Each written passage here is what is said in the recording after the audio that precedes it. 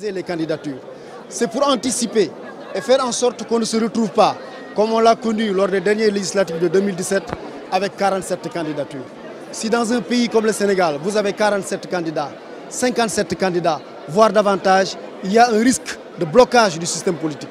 C'est pour ça que le président de la République a pris l'initiative, a pris les devants, en faisant en sorte qu'on ait un système de parrainage qui permet donc de mettre fin à la discrimination entre Sénégalais appartenant à des partis politiques et Sénégalais indépendants, mais aussi qui permet de rationaliser l'espace politique sénégalais. Donc je crois qu'aujourd'hui, c'est très important. C'est un jour nouveau qui se lève, une ère nouvelle pour la démocratie sénégalaise. Parce que pendant longtemps, le Sénégal, il est vrai, est considéré comme un pays démocratique. Nous avons eu le multipartisme avant les autres pays africains, c'est clair. Nous sommes un pays dans lequel on vote depuis plus de 150 ans, c'est clair. Nous avons un pays qui a connu des alternances. La première marque du Sénégal, la première réputation du Sénégal, c'est sa réputation démocratique en Afrique et dans le monde. Mais il y avait une pathologie.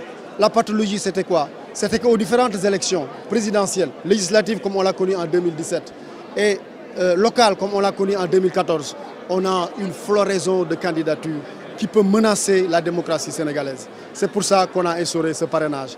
Et donc l'objectif premier de ce parrainage, j'allais dire la finalité, est en réalité de permettre de réaliser l'assainissement de la démocratie sénégalaise. On va voir de plus en plus que dans notre pays, on va avoir un nombre de candidatures raisonnables, des candidatures d'envergure à toutes les élections, des offres politiques intéressantes. Le citoyen aura plus de visibilité, plus de lisibilité et les élections vont coûter moins cher pour le contribuable sénégalais.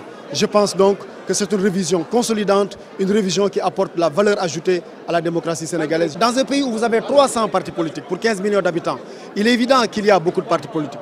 Mais on ne peut pas régler tous les problèmes en même temps. On va vers une présidentielle, il faut réguler l'élection présidentielle. Et immédiatement après la présidentielle, il est vrai que le grand chantier de notre gouvernance démocratique sera maintenant de discuter, mais de le faire dans la mesure du possible, par consensus, pour voir comment rationaliser les partis politiques sénégalais. Au Sénégal, nous avons eu 40 révisions de la Constitution.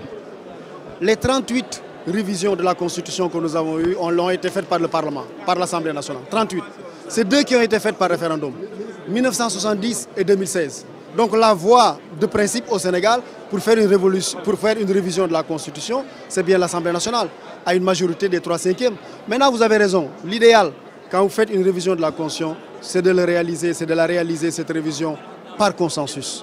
Mais encore une fois, le consensus est l'idéal, mais si vous n'obtenez pas le consensus, il faut rappeler que le paradigme de la démocratie, la loi de la démocratie, c'est quand même la loi de la majorité.